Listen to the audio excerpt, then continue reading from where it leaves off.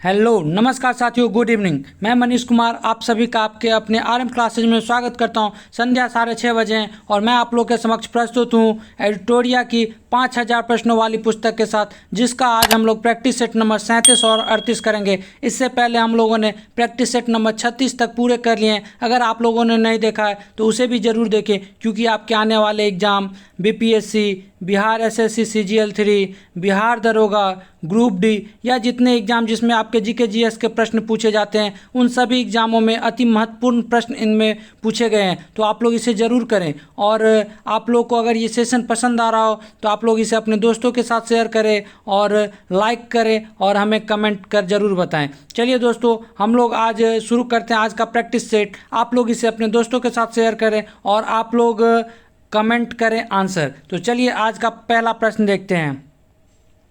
यदि कोई व्यक्ति सीढ़ी पर चढ़ता है और चढ़कर उतर जाता है तो किए गए कार्य का मान होगा। तो आप लोग बताइए कि किए गए कार्य का मान क्या होगा। तो इसका सही आंसर क्या हो जाएगा? तो पहले का सही आंसर हो जाएगा आपका ऑप्शन सी, 0 होगा। चलिए अब हम लोग देखते हैं अगला प्रश्न 2 नंबर।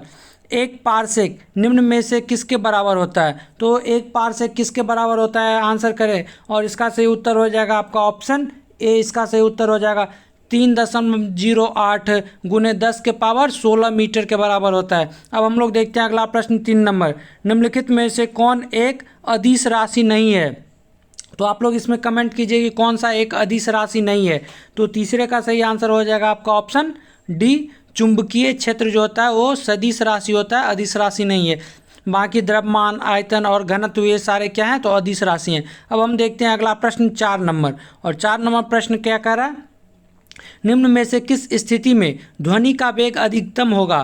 तो किस स्थिति में ध्वनि का वेग अधिकतम होगा? तो चौथे का सही उत्तर हो जाएगा आपका ऑप्शन डी। इसका सही उत्तर हो जाएगा 27 डिग्री सेल्सियस आर्द्र वायु में क्या होगा? तो ध्वनि का वेग अधिकतम होगा। अब हम लोग देखते हैं अगला प्रश्न 5 नंबर। और 5 नंबर प्रश्न क्या करा हमारा? चुंबकीय क्षेत्र का SI मात्रक होगा। तो चुंबकीय क्षेत्र का SI मात्रक आप लोग से पूछा जा रहा है और क्या हो जाएगा इसका? तो 5 में का सही उत्तर हो जाएगा आपका ऑप्शन सी, टेस्ला जो हो जाएगा चुंबकीय क्षेत्र का SI मात्रक। अब हम लोग देखते हैं अगला प्रश्न 6 नंबर। यदि किसी वस्तु को पृथ्वी से चंद्रमा पर ले जाया जाए तो उसके द्वारा क्या है, उसके द्रव्यमान पर क्या प्रभाव पड़ेगा? तो आप लोग इसका उत्तर कीजिए कि जब किसी वस्तु को पृथ्वी से चंद्रमा पर हम लोग ले जाते हैं तो द्रव्यमान पे क्या प्रभाव पड़ता है? तो छठे का सही उत्तर हो जाएगा आपका ऑप्शन ए, अपरिवर्तित रहेगा, द्रव्यमान नहीं बदलेगा, उसका भार बदलेगा। ठीक है। अब हम लोग देखते हैं अगला प्रश्न 7 नंबर। जब पानी में नमक मिलाया जाता है तो उसके क्वथनांक एवं गलनांक बिंदु पर क्या प्रभाव पड़ेगा? तो इसका आप लोग उत्तर कीजिए 7 का। और 7 का सही उत्तर क्या होगा? तो 7 का सही उत्तर हो जाएगा आपका ऑप्शन ए, क्वथनांक क्या होगा? तो बढ़ेगा और गलनांक क्या होगा? तो घटेगा। अब हम लोग देखते हैं अगला प्रश्न 8 नंबर। 8 नंबर प्रश्न क्या करा? निम्नलिखित में वह कौन सी घटना है जो केवल प्रकाश में होती है तो ध्वनि में नहीं? तो वो कौन सी घटना जो प्रकाश में होती है और ध्वनि में नहीं? तो 8 का सही उत्तर क्या हो जाएगा? तो 8 का सही उत्तर हो जाएगा आपका ऑप्शन डी, ध्रुवन जो होता है वो सिर्फ प्रकाश में होता है, ध्वनि में नहीं होता है। अब हम लोग देखते हैं अगला प्रश्न 9 नंबर। स्थिर अनुपात का नियम किस वैज्ञानिक ने दिया था? तो स्थिर अनुपात का नियम किस वैज्ञानिक के द्वारा दिया गया था? तो इसका सही उत्तर हो जाएगा आपका ऑप्शन सी, जोसेफ फ्रॉस्ट के द्वारा दिया गया था। अब हम लोग देखते हैं अगला प्रश्न 10 नंबर। और 10 नंबर प्रश्न हमारा क्या करा? CO2 में निम्न में से किस प्रकार का प्रसंस्करण पाया जाता है? तो इसका आप लोग उत्तर कीजिए। और 10 का सही उत्तर हो जाएगा आपका ऑप्शन ए, SP। चलिए अब हम लोग देखते हैं अगला प्रश्न 11 नंबर। और 11 नंबर प्रश्न का आप लोग सही उत्तर करें। परमाणु रिएक्टर में विमंदक का कार्य करता है। तो परमाणु रिएक्टर में विमंदक का कार्य कौन करता है? तो इसका सही उत्तर हो जाएगा आपका ऑप्शन डी, ए और बी। तो ए में हमारा क्या है? तो भारी जल। और बी में क्या है? तो ग्रेफाइट। तो ग्रेफाइट और भारी जल दोनों के द्वारा परमाणु रिएक्टर में विमंदक का कार्य किया जाता है। अब हम लोग देखते हैं अगला प्रश्न 12 नंबर। और 12 नंबर प्रश्न का आप लोग उत्तर कीजिए। निम्न में से कौन ऑक्सीकारक तथा अवकारक दोनों की तरह व्यवहार करता है? तो कौन है जो ऑक्सीकारक और अवकारक दोनों की तरह व्यवहार करता है? तो 12 का सही उत्तर हो जाएगा आपका ऑप्शन सी, HNO2। अब हम लोग देखते हैं अगला प्रश्न, और अगला प्रश्न है हमारा 13 नंबर। निम्न में से कौन सा कोशिकांग जंतु कोशिका में नहीं पाया जाता है? तो आप लोग इसका उत्तर कीजिए, कौन सा कोशिकांग है जो जंतु कोशिका में नहीं पाया जाता है? तो 13 का सही उत्तर हो जाएगा आपका ऑप्शन सी, इसका सही उत्तर हो जाएगा रसधानी जो है वो कहाँ पाया जाता है? तो जंतु कोशिका में नहीं पाया जाता है। ठीक है, अब हम लोग देखते हैं अगला प्रश्न, और अगला प्रश्न है 14 नंबर। कौन सा एंजाइम वसा को वसीय अम्ल तथा ग्लिसरॉल में परिवर्तित कर देता है? तो कौन सा एंजाइम है जो वसा को वसीय अम्ल और एक ग्लिसरॉल में परिवर्तित करता है? तो 14 का सही उत्तर हो जाएगा आपका ऑप्शन डी, लाइपेज। अब हम लोग बढ़ते हैं अगले प्रश्न 15 पे। कॉकरोच में हृदय कोष्ठकों की संख्या होती है, तो आप लोग इसका बताइए कि कॉकरोच में हृदय कोष्ठ जो होते हैं वो कितने होते हैं? तो इसका सही उत्तर क्या हो जाएगा? ऑप्शन डी इसका सही उत्तर हो जाएगा। कॉकरोच में कितने चैम्बर होते हैं? तो आपको याद रखना है इसमें 13 होते हैं। ठीक है, अब हम लोग बढ़ते हैं अगले प्रश्न, और अगला प्रश्न हमारा 16 नंबर। क्या है? रक्त बिंबाणु का जीवन काल होता है, तो रक्त बिंबाणु का जीवन काल कितना होता है? तो 16 का सही उत्तर क्या हो जाएगा? तो 16 का सही उत्तर हो जाएगा आपका ऑप्शन बी, 3 से 5 दिन। अब हम लोग बढ़ते हैं अगले प्रश्न, और अगला प्रश्न हमारा है 17 नंबर।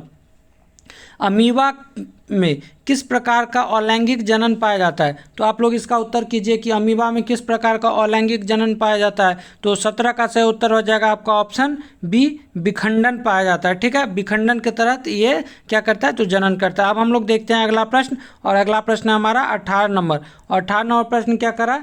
हड़प्पा सभ्यता के किस स्थल से उत्पन्न जल प्रबंधन व्यवस्था का साक्ष्य प्राप्त होता है? तो आप लोग इसका बताइए कि हड़प्पा सभ्यता के किस स्थल से उत्खनन हुआ है, वहाँ जल प्रबंधन का व्यवस्था जो है वो अच्छी पाई गई है? तो इसका सही उत्तर क्या हो जाएगा 18 का? तो 18 का सही उत्तर हो जाएगा आपका ऑप्शन बी, धौलावीरा। अब हम लोग देखते हैं अगला प्रश्न 19 नंबर। उत्तर मीमांसा दर्शन के प्रवर्तक कौन थे? तो उत्तर मीमांसा दर्पण के प्रवर्तक कौन थे दर्शन के? तो इसका सही उत्तर क्या हो जाएगा? तो 19 का आपका सही उत्तर हो जाएगा ऑप्शन डी, बदरायन। अब हम लोग देखते हैं अगला प्रश्न 20 नंबर। हाटक निम्न में से किस महाजनपद की राजधानी थी? तो हाटक किसकी राजधानी थी? आप लोग इसका उत्तर कीजिए, और 20 का सही उत्तर हो जाएगा आपका ऑप्शन बी, कंबोज की राजधानी थी हाटक। ठीक है, अब हम लोग देखते हैं अगला प्रश्न 21 नंबर, और 21 नंबर प्रश्न हमारा क्या करा? निम्नलिखित में से कौन एक, ये जैव नहीं होगा, ये जैन होगा। ठीक है, क्या होगा? तो जैन होगा। तो कि कौन एक जो है वो जैन ग्रंथ नहीं है? ठीक है, तो आप लोग इसका उत्तर कीजिए, कौन एक जैन ग्रंथ नहीं है? और कौन नहीं है? तो देखिए, आचार राग सूत्र जो है वो जैन धर्म है, कल्पसूत्र जो है वो जैन धर्म है, और अव क्या है? अवदान शतक, तो अवदान दशक जो है वो क्या है? तो ये बौद्ध, ये जो है वो बौद्ध है। ठीक है, आप लोग याद रखिएगा ये बौद्ध है, और ये मगवती नहीं होगा, ये भगवती होगा। तो भगवती सूत्र भी, ये भी जैन है। तो कौन कौन सा जैन क्या है इसमें? नहीं है। तो नहीं है कौन सा? तो तीसरा। तो हमारा हो जाएगा ऑप्शन डी, इसका सही उत्तर हो जाएगा। ठीक है, अब हम लोग देखते हैं अगला प्रश्न, और अगला प्रश्न है 22 नंबर, और 22 नंबर का आप लोग उत्तर कीजिए। भारत में कुषाण वंश की स्थापना किसने की? तो भारत में कुषाण वंश की स्थापना किनके द्वारा किया गया था? तो 22 का सही उत्तर हो जाएगा आपका ऑप्शन बी, कुजुल कैडफिसस। अब हम लोग देखते हैं अगला प्रश्न, और अगला प्रश्न हमारा 23 नंबर। तुगलकनामा की रचना किसने की? तो तुगलकनामा की रचना किसके द्वारा किया गया था? तो इसका सही उत्तर हो जाएगा आपका ऑप्शन डी, अमीर खुसरो के द्वारा। ठीक है, अब हम लोग बढ़ते हैं अगले प्रश्न, और अगला प्रश्न है 24 नंबर। दिल्ली सल्तनत के किस शासक को गुलाम का गुलाम कहा जाता है? तो दिल्ली सल्तनत के किस शासक को गुलाम का गुलाम कहा जाता है? तो 24 का सही उत्तर हो जाएगा आपका ऑप्शन बी, इल्तुतमिश। अब हम लोग देखते हैं अगला प्रश्न, और अगला प्रश्न हमारा 25 नंबर। दार उल सफ़ा की स्थापना किसने की थी? तो दार उल सफ़ा की स्थापना किसके द्वारा किया गया था? तो 25 का सही उत्तर हो जाएगा आपका ऑप्शन ए, फिरोज शाह तुगलक के द्वारा दार उल सफ़ा की स्थापना किया गया था। अब हम लोग देखते हैं अगला प्रश्न 26 नंबर।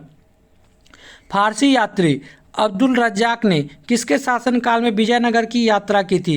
तो अब्दुल रज्जाक किसके शासनकाल में विजयनगर आते हैं। तो 26 का सही उत्तर क्या होगा? तो 26 का सही उत्तर हो जाएगा आपका देवराय द्वितीय के शासनकाल में अब्दुल रजाक जो है विजयनगर की यात्रा करते हैं।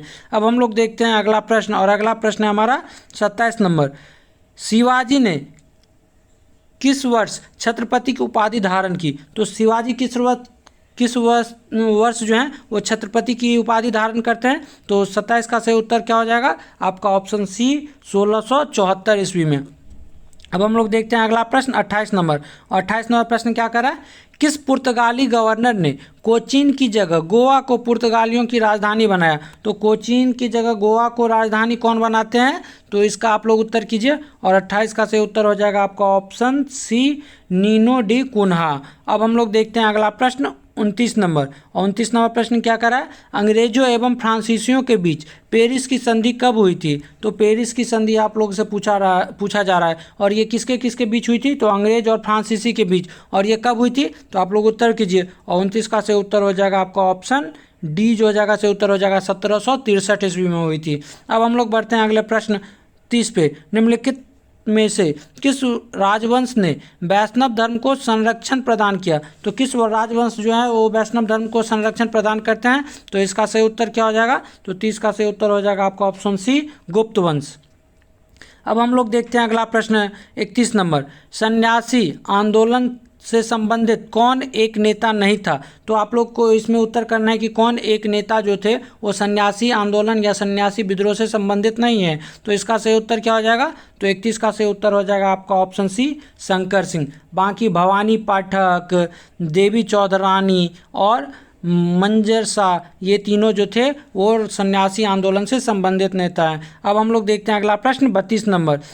निम्न में से किस भारतीय राज्य की सीमा म्यांमार से नहीं लगती है? तो म्यांमार से कौन सी भारतीय राज्य की सीमा नहीं लगती है? तो 32 का सही उत्तर हो जाएगा क्या? तो ऑप्शन सी इसका सही उत्तर हो जाएगा त्रिपुरा जो है उसकी सीमा म्यांमार से नहीं लगती है। अब हम लोग देखते हैं अगला प्रश्न 33 नंबर। गॉडविन ऑस्टिन पर्वत शिखर किस पर्वत श्रेणी में स्थित है? तो गॉडविन ऑस्टिन जो है किस पर्वत श्रेणी में स्थित है? तो इसका सही उत्तर क्या हो जाएगा? तो 33 का सही उत्तर हो जाएगा आपका ऑप्शन सी काराकोरम में स्थित है गॉडविन ऑस्टिन पर्वत शिखर। अब हम लोग देखते हैं अगला प्रश्न 34 नंबर। तवा किस नदी की सहायक नदी है? तो तवा जो है वो किस नदी की सहायक नदी है? तो 34 का आप लोग सही उत्तर करें, और 34 का सही उत्तर हो जाएगा आपका ऑप्शन सी नर्मदा की सहायक नदी है कौन? तो तवा। चलिए अब हम लोग देखते हैं अगला प्रश्न 35 नंबर। उत्तर पूर्वी मानसून से सबसे अधिक वर्षा किस राज्य में होती है? तो उत्तर पूर्वी मानसून से सबसे अधिक वर्षा किस राज्य में होती है? तो इसका 35 का आप लोग उत्तर कीजिए, और 35 का सही उत्तर हो जाएगा आपका ऑप्शन डी तमिलनाडु में। अब हम लोग देखते हैं अगला प्रश्न, और अगला प्रश्न है हमारा 36 नंबर। मेट्टूर परियोजना किस नदी पर स्थित है? तो 36 का आप लोग उत्तर कीजिए कि मेट्टूर परियोजना किस नदी पर स्थित है, और इसका सही उत्तर क्या हो जाएगा? तो 36 का सही उत्तर हो जाएगा आपका ऑप्शन सी कावेरी नदी पे स्थित है मेट्टूर परियोजना। अब हम लोग देखते हैं अगला प्रश्न 37 नंबर। तातीपाका तेल परिशोधन किस राज्य में स्थित है? तो तातीपाका तेल परिशोधन किस राज्य में स्थित है? तो 37 का सही उत्तर हो जाएगा आपका ऑप्शन बी आंध्र प्रदेश में स्थित है तातीपाका तेल परिशोधन। चलिए अब हम लोग देखते हैं अगला प्रश्न 38 नंबर। 2011 जनगणना के अनुसार भारत में सबसे अधिक शहरी जनसंख्या निम्न में से किस राज्य में है? तो आप लोग इसका उत्तर करें कि शहरी आबादी आप लोग से पूछा जा रहा है, तो शहरी जनसंख्या किस राज्य में सबसे ज़्यादा है 2011 जनगणना के अनुसार? तो 38 का सही उत्तर हो जाएगा आपका ऑप्शन बी महाराष्ट्र में। अब हम लोग देखते हैं अगला प्रश्न 39 नंबर। भारत का सबसे बड़ा जैव मंडल आरक्षित क्षेत्र है, तो कौन सा क्षेत्र सबसे बड़ा जैव मंडल आरक्षित क्षेत्र है भारत का? तो इसका सही उत्तर हो जाएगा 39 का आपका ऑप्शन सी कच्छ का रण। अब हम लोग देखते हैं अगला प्रश्न 40 नंबर। भारतीय संविधान में संशोधन की शक्ति एवं प्रक्रिया का वर्णन निम्न में से किस अनुच्छेद में है? तो 40 का सही उत्तर क्या हो जाएगा? तो 40 का सही उत्तर हो जाएगा आपका ऑप्शन डी अनुच्छेद 368 के तहत क्या किया जाता है? तो भारतीय संविधान संशोधन की शक्ति एवं प्रक्रिया का वर्णन इसी अनुच्छेद में किया गया है। ठीक है, अब हम लोग देखते हैं अगला प्रश्न 41। किसी राज्य में राष्ट्रपति शासन की घोषणा को मंजूरी देने वाला प्रस्ताव संसद के दोनों सदनों द्वारा निम्न में से किस बहुमत द्वारा पारित किया जाता है? तो आप लोग इसका उत्तर करें 41 का, और 41 का सही उत्तर क्या हो जाएगा? तो ऑप्शन ए इसका सही उत्तर हो जाएगा, साधारण बहुमत से इसको पारित किया जाता है। अब हम लोग देखते हैं अगला प्रश्न 42 नंबर। मंत्री नियुक्ति किए जाने के संबंध में क्या सही नहीं है? तो आप लोग इसका उत्तर करें। और 42 का सही उत्तर क्या हो जाएगा? तो 42 का सही उत्तर हो जाएगा आपका ऑप्शन ए जो है वो गलत है। लोकसभा का सदस्य नहीं है, मंत्री नहीं बन सकता। तो ये ऑप्शन गलत है, क्योंकि लोकसभा का जो सदस्य नहीं होता है वो भी मंत्री बन सकता है, लेकिन उसे 6 महीने के अंदर जो है वो संसद का क्या करना पड़ता है? तो सदस्यता लेनी पड़ती है। ठीक है, तो अपना ये गलत है। अब हम लोग देखते हैं अगला प्रश्न, और अगला प्रश्न है हमारा 43 नंबर। निम्न में से कौन सुमेलित नहीं है? तो इसका आप लोग उत्तर कीजिए। और 43 का सही उत्तर क्या हो जाएगा? तो 43 का सही उत्तर आप लोग का हो जाएगा ऑप्शन सी, इसका सही उत्तर हो जाएगा। संविधान संशोधन प्रक्रिया जो है वो भाग 21 नहीं, ये किस में है? तो भाग 20 में है। ठीक है, तो ये हमारा गलत है। बाकी निर्वाचन जो है भाग 15 में है, आपातकालीन उपबंध जो है वो भाग 18 में है, और अनुसूचित एवं जनजातीय क्षेत्र जो है वो भाग 10 में है। तो बाकी सब सुमेलित है। अब हम लोग देखते हैं अगला प्रश्न, और अगला प्रश्न है हमारा 44 नंबर। नियंत्रक एवं महालेखा परीक्षक कैग अपनी लेखा परीक्षण रिपोर्ट निम्न में से किसे सौंपता है? तो कैग जो है अपनी रिपोर्ट किसे सौंपता है? तो 44 का सही उत्तर क्या हो जाएगा आपका? ऑप्शन सी, राष्ट्रपति को सौंपता है कैग अपनी रिपोर्ट। अब हम लोग देखते हैं अगला प्रश्न 45 नंबर। पंचायतों को संवैधानिक आधार प्रदान करने की सिफारिश सर्वप्रथम किस समिति ने की थी? तो इसका आप लोग उत्तर कीजिए। तो संवैधानिक आधार किस समिति की सिफारिश पे बनाया गया था? तो इसका सही उत्तर हो जाएगा 45 का आपका ऑप्शन सी, लक्ष्मी सिंघवी समिति, जिसको हम लोग LM सिंघवी समिति भी कहते हैं। तो ऑप्शन सी हमारा सही उत्तर हो जाएगा। अब हम लोग देखते हैं अगला प्रश्न 46 नंबर, और 46 नंबर प्रश्न क्या करा? ग्राम पंचायत की बैठक का आयोजन किया जाना अनिवार्य है। तो ग्राम पंचायत की बैठक का आयोजन किया जाना अनिवार्य है, वो कितने दिनों के अंदर? तो इसका आप लोग उत्तर कीजिए। और इसका सही उत्तर क्या हो जाएगा? तो 46 का सही उत्तर हो जाएगा आपका ऑप्शन ए, 2 माह में कम से कम एक बार होना अनिवार्य होता है ग्राम पंचायत की बैठक। ठीक है, अब हम लोग देखते हैं अगला प्रश्न 47 नंबर, और 47 नंबर प्रश्न क्या करा? ग्राम पंचायत की बैठक हेतु कितनी गणपूर्ति यानी कोरम आवश्यक है? तो ग्राम पंचायत की बैठक के लिए कितना कोरम चाहिए? तो 47 का सही उत्तर कौन सा होगा? तो ऑप्शन ए इसका सही उत्तर हो जाएगा, सदस्यों की कुल संख्या की आधी कम से कम होनी चाहिए इसका कोरम के लिए। अब हम लोग देखते हैं अगला प्रश्न, और अगला प्रश्न है 48। वैश्विक वित्तीय स्थिरता रिपोर्ट जारी करता है। तो वैश्विक वित्तीय स्थिरता रिपोर्ट कौन जारी करता है? तो 48 का सही उत्तर हो जाएगा आपका ऑप्शन डी, अंतर्राष्ट्रीय मुद्रा कोष के द्वारा जारी किया जाता है वैश्विक वित्तीय स्थिरता रिपोर्ट। अब हम लोग देखते हैं अगला प्रश्न 49 नंबर। ग्रेट डिवाइडिंग रेंज किस देश में है? तो ग्रेट डिवाइडिंग रेंज किस देश में है? तो 49 का सही उत्तर हो जाएगा आपका ऑप्शन सी, ऑस्ट्रेलिया में है। अब हम लोग देखते हैं अगला प्रश्न 50 नंबर, और 50 नंबर प्रश्न क्या कर रहा है? रीगा निम्न में से किस देश की राजधानी है? तो रीगा किस देश की राजधानी है? तो 50 का सही उत्तर हो जाएगा आपका ऑप्शन सी, लातविया की राजधानी है रीगा। चलिए अब हम लोग बढ़ते हैं अगले सेट नंबर 38 की तरफ, और हम लोग सेट नंबर 38 का पहला प्रश्न देखते हैं। और आप लोग को अगर ये सेशन पसंद आ रहा हो तो आप लोग इसे लाइक करें और अपने दोस्तों के साथ शेयर करें। चलिए हम लोग 38 का पहला प्रश्न देखते हैं।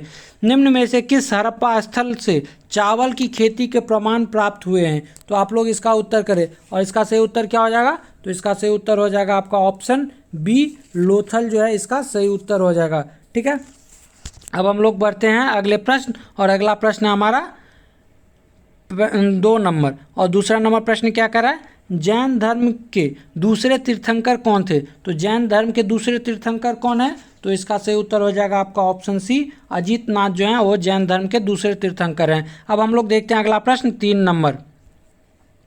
कुशीनारा निम्न में से किस महाजनपद की राजधानी थी? तो कुशीनारा किस जनपद की राजधानी थी? तो इसका सही उत्तर हो जाएगा आपका ऑप्शन ए, मल की राजधानी थी कुशीनारा। अब हम लोग देखते हैं अगला प्रश्न 4 नंबर। सीरिया के शासक एंटियोकस प्रथम ने अपने दूत डायमेकस को किसके दरबार में भेजा था? तो एंटियोकस प्रथम जो हैं और उनका दूत होते हैं कौन? तो डायमेकस। और डायमेकस किसके दरबार में आते हैं? तो चौथे का सही उत्तर हो जाएगा आपका ऑप्शन सी, बिंदुसार के दरबार में। अब हम लोग देखते हैं अगला प्रश्न 5 नंबर। और 5 नंबर प्रश्न हमारा क्या करा? किरातार्जुनीयम के रचयिता निम्नलिखित में से कौन है? तो किरातार्जुनीयम के रचयिता कौन है? तो इसका सही उत्तर हो जाएगा आपका ऑप्शन बी, भारवी जो हैं वो किरातार्जुनी के रचयिता हैं। चलिए हम लोग देखते हैं अगला प्रश्न 6 नंबर। और 6 नंबर प्रश्न क्या करा?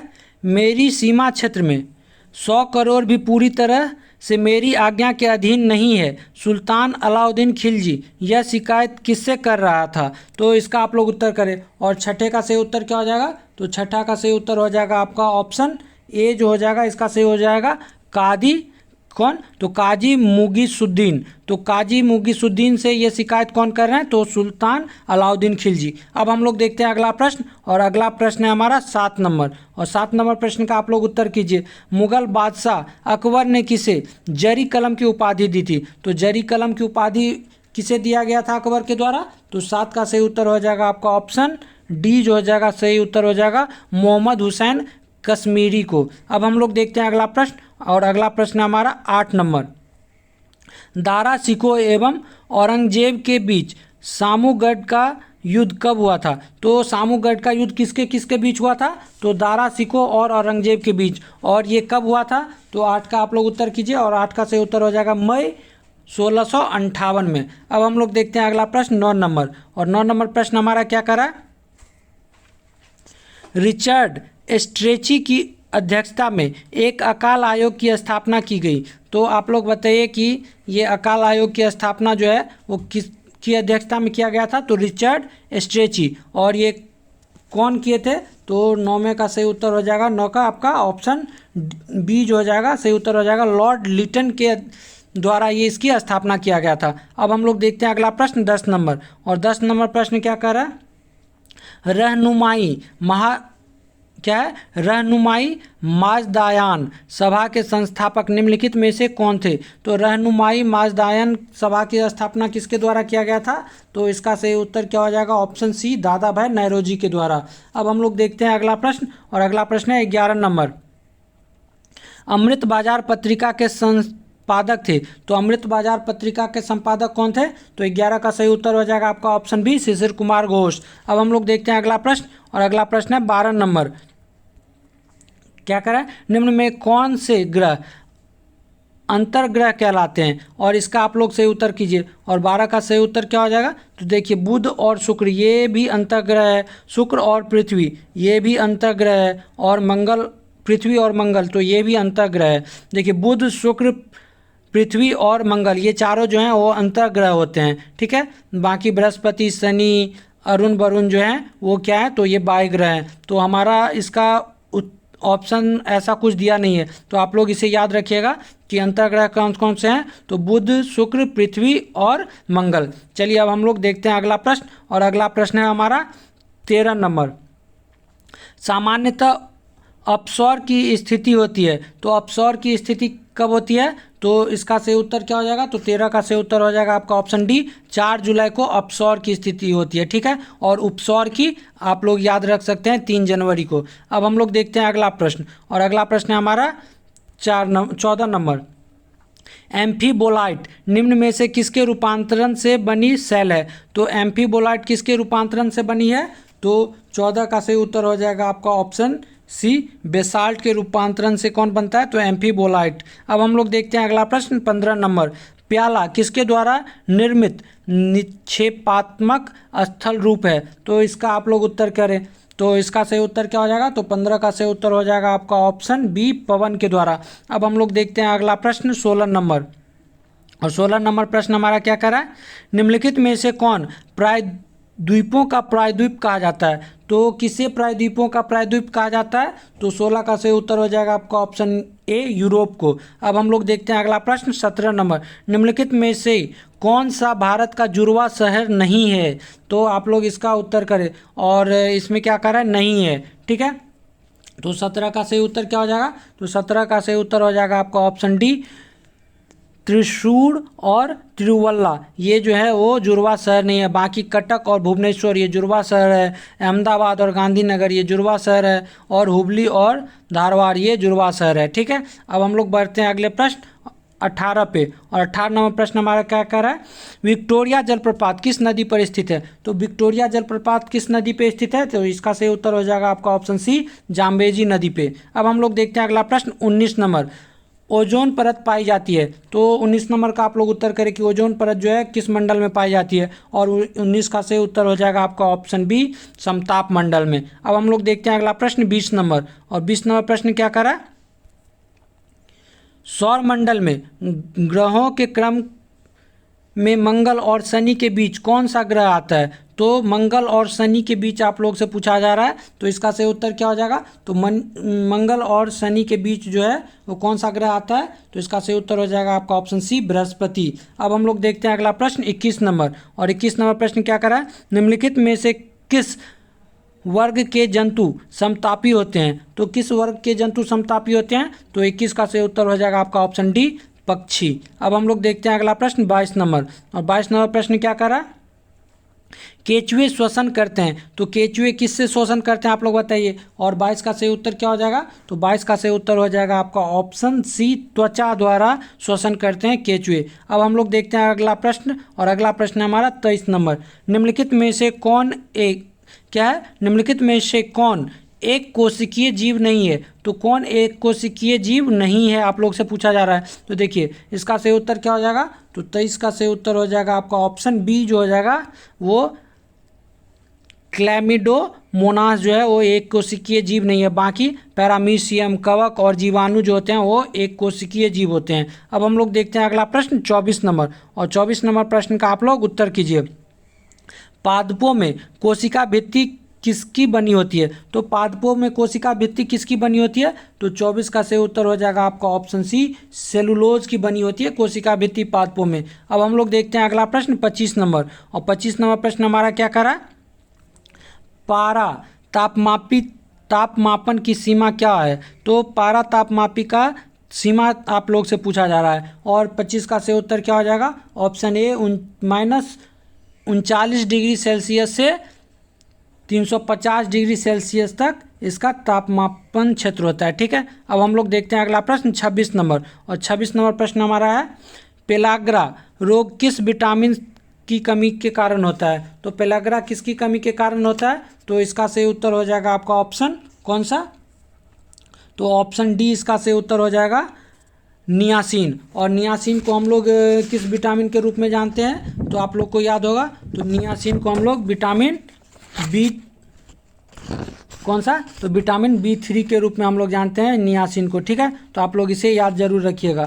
और जैसे है राइबोफ्लोविन, तो राइबोफ्लोविन को B2 के रूप में जानते हैं, थायमिन को B1 के रूप में जानती है, और कैल्सीफेरॉल को हम लोग किस रूप में जानते हैं, तो विटामिन डी के रूप में जानते हैं। अब हम लोग चलते हैं अगले प्रश्न। और अगला प्रश्न है हमारा 27 नंबर, प्रकाश का रंग निर्धारित होता है उसके। तो प्रकाश का रंग किस पर निर्धारित होता है, तो आप लोग इसका 27 का उत्तर करें। और 27 का सही उत्तर हो जाएगा आपका ऑप्शन बी, तरंगदैर्घ्य पे, तरंगदैर्घ्य से निर्धारित होता है प्रकाश का रंग। अब हम लोग देखते हैं अगला प्रश्न 28 नंबर। और 28 नंबर प्रश्न क्या कर रहा है, विद्युत धारिता का ऐसा मात्रक है। तो विद्युत धारिता का ऐसा मात्रक कितना होता है, तो 28 का सही उत्तर हो जाएगा आपका ऑप्शन सी जो हो जाएगा, सही उत्तर हो जाएगा फैराडे। अब हम लोग देखते हैं अगला प्रश्न 29 नंबर। और 29 नंबर प्रश्न क्या कर रहा है,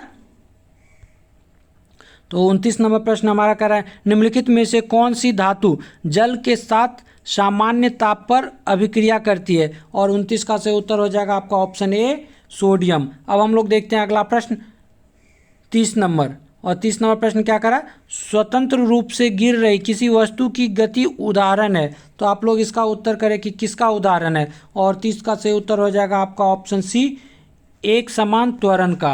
अब हम लोग देखते हैं अगला प्रश्न। और अगला प्रश्न है 31 नंबर, सस्ते आभूषण बनाने में उपयोग होने वाले रोल्ड गोल्ड निम्नलिखित में से किस अवयव का बना होता है। तो रोल्ड गोल्ड जो है वो किस अवयव का बना होता है, तो 31 का सही उत्तर हो जाएगा आपका ऑप्शन ए, कॉपर और एल्युमिनियम का बना होता है रोल गोल्ड। अब हम लोग देखते हैं अगले प्रश्न 32 नंबर, निम्नलिखित में से किसे हरा कशिश के नाम से भी जाना जाता है? तो किसे हरा कशिश के नाम से जाना जाता है? तो 32 का सही उत्तर हो जाएगा आपका ऑप्शन बी, फेरस सल्फेट को हम लोग हरा कशिश के रूप में भी जानते हैं। अब हम लोग देखते हैं अगला प्रश्न 33 नंबर, और 33 नंबर प्रश्न हमारा क्या करा, पारा को संग्रहित करने के लिए बने पात्र किसके बने होते हैं? तो पारा को संग्रहित करने के लिए जो पात्र बना होता है किसका बना होता है?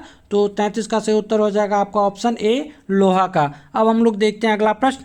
अगला प्रश्न हमारा 34 नंबर, निम्न में से कौन सा तत्व सभी अम्लों में अनिवार्य रूप से उपस्थित होता है? तो इसका आप लोग उत्तर करें कि कौन सा तत्व है जो सभी अम्लों में अनिवार्य रूप से उपस्थित है, और इसका सही उत्तर हो जाएगा 34 का आपका ऑप्शन सी, हाइड्रोजन। अब हम लोग देखते हैं अगला प्रश्न 35 नंबर, निम्नलिखित में से कौन फिनॉल तथा फॉर्मल्डिहाइड का बहुलक है? तो फिनॉल तथा फॉर्मल्डिहाइड का बहुलक कौन है? तो 35 का सही उत्तर हो जाएगा आपका ऑप्शन सी, बेकेलाइट। अब हम लोग बढ़ते हैं अगले प्रश्न 36 पे, और 36 नंबर प्रश्न हमारा क्या करा, अंशदायी पेंशन योजना स्वावलंबन की घोषणा केंद्र सरकार द्वारा की गई। तो आप लोग बताइए कि ये कब किया गया था, किस बजट में किया गया था स्वावलंबन की घोषणा? और 36 का सही उत्तर हो जाएगा आपका ऑप्शन सी, संघीय बजट 2010-11 में स्वावलंबन की घोषणा किया गया था। ठीक है, अब हम लोग देखते हैं अगला प्रश्न, और अगला प्रश्न है हमारा 37 नंबर,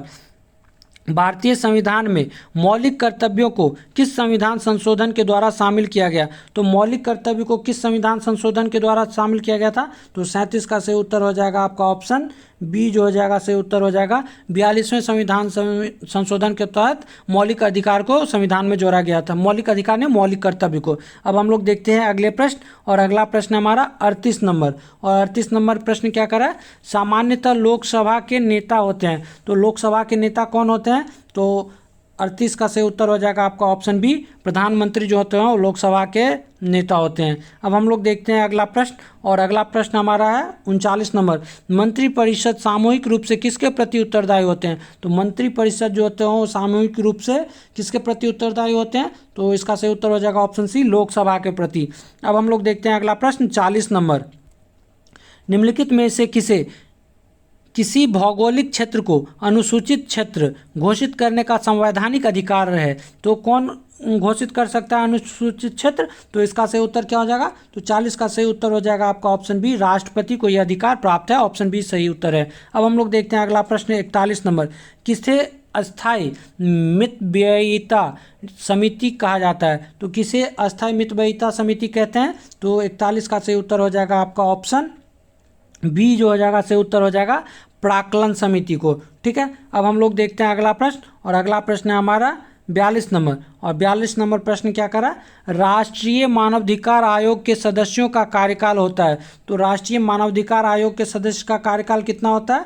तो 42 का सही उत्तर हो जाएगा आपका ऑप्शन सी, 3 वर्ष या 70 वर्ष की उम्र तक। ठीक है, अब हम लोग बढ़ते हैं अगले प्रश्न 43 पे, और 43 नंबर प्रश्न हमारा क्या करा, कीतम वन्यजीव अभ्यारण्य निम्न में से किस राज्य में है? तो कीतम वन्यजीव अभ्यारण्य किस राज्य में है? तो 43 का सही उत्तर हो जाएगा ऑप्शन सी, सिक्किम में है। अब हम लोग देखते हैं अगला प्रश्न 44 नंबर, और 44 नंबर प्रश्न का आप लोग उत्तर कीजिए, भारत के निम्नलिखित में से किस राष्ट्रीय उद्यान में हंगूल पाए जाते हैं? तो हंगूल किस राष्ट्रीय उद्यान में पाए जाते हैं? तो इसका सही उत्तर हो जाएगा आपका ऑप्शन डी, दाची ग्राम में पाए जाते हैं हंगूल। अब हम लोग देखते हैं अगला प्रश्न 45 नंबर, और 45 नंबर प्रश्न हमारा क्या कह रहा है, विश्व स्वास्थ्य संगठन का मुख्यालय कहाँ स्थित है? तो विश्व स्वास्थ्य संगठन का मुख्यालय कहाँ स्थित है? तो ऑप्शन बी इसका सही उत्तर हो जाएगा जेनेवा। अब हम लोग देखते हैं अगला प्रश्न 46 नंबर, और 46 नंबर प्रश्न क्या कर रहा है, बांस नृत्य किस राज्य का प्रसिद्ध लोक नृत्य है? तो बांस जो है किस राज्य का लोक नृत्य है? और इसका सही उत्तर हो जाएगा आपका ऑप्शन सी, मिजोरम इसका सही उत्तर हो जाएगा। बांस नृत्य जो है वो मिजोरम का लोक नृत्य है। ठीक है, अब हम लोग देखते हैं अगला प्रश्न 47 नंबर, रक्षा अनुसंधान एवं विकास संगठन का मुख्यालय कहाँ है? तो आप लोग 47 का सही उत्तर करें, और ये कहाँ है? तो इसका मुख्यालय जो है आपका ऑप्शन डी इसका सही उत्तर हो जाएगा, DRDO का मुख्यालय कहाँ है? तो नई दिल्ली। अब हम लोग देखते हैं अगला प्रश्न, और अगला प्रश्न हमारा 48 नंबर, 48 नंबर प्रश्न क्या कर रहा है, निम्न में से किन वस्तुओं की मांग में उपभोक्ता की आय में वृद्धि के साथ गिरावट होती है। तो कौन सी वस्तु ऐसी है जिसकी मांग में गिरावट होती है जबकि उपभोक्ता का क्या है, तो आय बढ़ता है। तो इसका सही उत्तर 48 का क्या हो जाएगा, ऑप्शन डी इसका सही उत्तर हो जाएगा। निम्न स्तरीय वस्तु की मांग में क्या होती है, तो गिरावट होती है। अब हम लोग देखते हैं अगला प्रश्न, और अगला प्रश्न है हमारा 49 नंबर। और 49 नंबर प्रश्न क्या करा, भारत में वास्तविक सकल राष्ट्रीय उत्पाद की संचयी वार्षिक वृद्धि दर अधिकतम थी। तो आप लोग इसका उत्तर करें 49 का, और 49 का सही उत्तर हो जाएगा आपका ऑप्शन ए। 8वीं पंचवर्षीय योजना में भारत में वास्तविक सकल राष्ट्रीय उत्पाद की संचयी वार्षिक वृद्धि दर सबसे अधिकतम थी। अब हम लोग देखते हैं अगला प्रश्न, और अगला प्रश्न है हमारा 50 नंबर, जो आज के सेशन का आखिरी प्रश्न है, और आप लोग इसका उत्तर करें। किसी वस्तु का अधिकतम भार होगा, तो किसी वस्तु का अधिकतम भार कहाँ होगा, तो 50 का सही उत्तर हो जाएगा आपका ऑप्शन बी जो हो जाएगा सही उत्तर हो जाएगा पृथ्वी के ध्रुव पे। ठीक है दोस्तों, तो आज के लिए हम लोग इतना ही रखते हैं। आप लोग को अगर ये सेशन पसंद आ रहा हो तो आप लोग इसे लाइक करें, अपने दोस्तों के साथ शेयर करें, और हमें कमेंट कर ज़रूर बताएं। चलिए दोस्तों, आप लोग को अगर इसका PDF चाहिए तो आप लोग हमारे टेलीग्राम चैनल पर ज्वाइन होकर इसका PDF प्राप्त कर सकते हैं। और उम्मीद करते हैं कि आप लोग इसी तरह ज़ोरों शोरों से अपने पढ़ाई जारी रखेंगे और अपने एग्ज़ाम में ज़रूर सफल होंगे। तो आज के लिए हम लोग इतना ही रखते हैं। आप लोग हमारे चैनल को अभी तक सब्सक्राइब नहीं किया तो सब्सक्राइब कर लें, और बेल आइकॉन भी प्रेस कर लें, और अपने दोस्तों के साथ भी शेयर करें। चलिए, हम लोग फिर मिलेंगे अगले सेट के साथ अगले दिन। तब तक के लिए धन्यवाद। जय हिंद।